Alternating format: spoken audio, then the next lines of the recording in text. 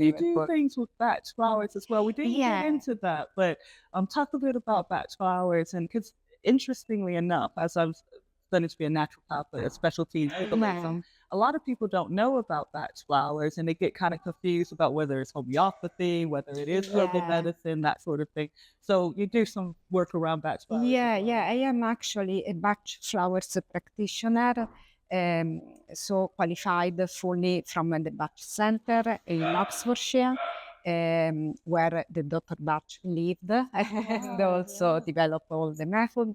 And I'm also qualified for treating animals, so pets like cats, dogs, but also horses, for example, that experience a lot of stress, experience especially if they compete in races and so on. Yeah, Bach flowers, we would need another interview. Exactly. So we'll have to do one. So don't you worry. Yeah, but it's something, again, as I mentioned, you need to find your ways. So for me, it was, for example, my route could be go to Ayurveda, straightforward. No, you do yoga, you do Ayurveda. But I was actually looking for something closer to my cultural background. Because with Ayurveda, you need to know a lot about the tradition, culture, I think. If you want to use it, so you have to dedicate a lot of time to that. So when I found the Bach flowers, it was like, it's that. And in some way, reading all the scripts of Dr. Bach, he also mentioned the Mother India. So back in 1930, if we think about, we had the scientific revolution with many discoveries, thinking about the X-ray, just to mention one. Then from a psychology point of view, we had the Jung, Freud, all these one. We had in art nouveau, whatever. And also in medicine, we had like Dr. Bach, the homeopathy, and so on. It was quite not a novelty, something changing, breaking all the thinking at that time. So when I found it, it very, very not only interesting, but really resonating. The idea of your feeling are the causes of your not being well physically, which in the yoga is almost the same. I say almost because there are karmic illness that would be when you say, depending on your DNA and so on, where you are chronic or you were born with this. In the yoga, it's like karmic. Yeah. Not nice, but it's that.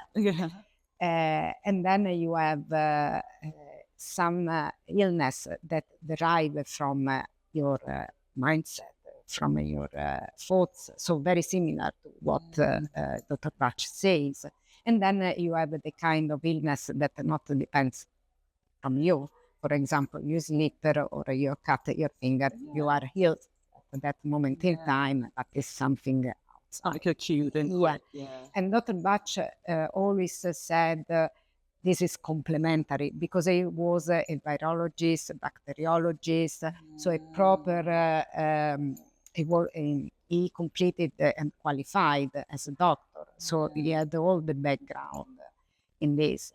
But is a complementary, and they never said allopathic and medicine is not needed. You need it, but you can complement. That's such a key point, that it is complementary. It is to kind of optimize and enhance.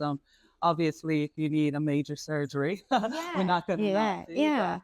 And another really good point is mentioning that something that's based in your traditional European medicine, which is starting to get recognized, is a type of medicine. We kind of assume Orthodox medicine is European medicine, but it's not. It's people like Bach. It's all the herbalists and those people and history. And it's similar with traditional African medicines trying to get recognized. Such a very botanica in the African Latin medicine. People forget that outside of TCM and Ayurveda, there are other healthcare traditional complementary medicine. And sometimes in that searching, you may find that you more resonate with the things that are in your DNA, as you say, the stuff that you can really relate to. So yeah, we can share all of our traditions as well, which is so exciting. And maybe also it's just a changing of the language of certain herbs, because in a specific country, obviously you have a geological setting or biological setting. So a climate that favorites more certain herbs compared on in other places. And so this variety is also, it's very important, and it's very important also to rediscover all these things, because also in Europe you have a tradition for example, in the Middle Age, Hildegarda. Maybe you heard.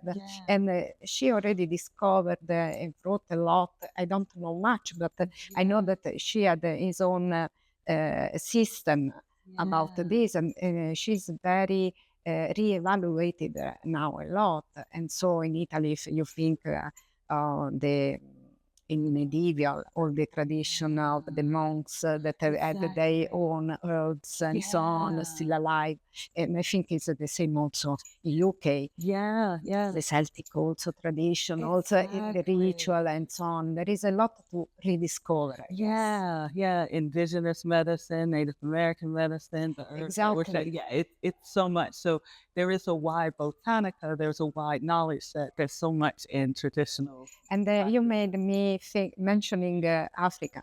In my research studies, I went in Kenya and I worked there. Wow. And so I worked with a geologist, and I asked, what do you do when you want to relax? He said, just get a walk on a certain mountain. So you see how much is in the culture, and how naturally embedded. And then you just so again, when I want, I go for a walk at the specific mountain. I get my mind clear, connected, and so on. He's a geologist, so he's a scientist. Exactly. That's scientist rule.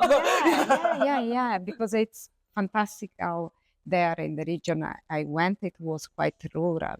There are still a lot of tradition, very, very vibrant and alive. That is really, I said, you need to continue to keep this alive, because it's very important. Very important.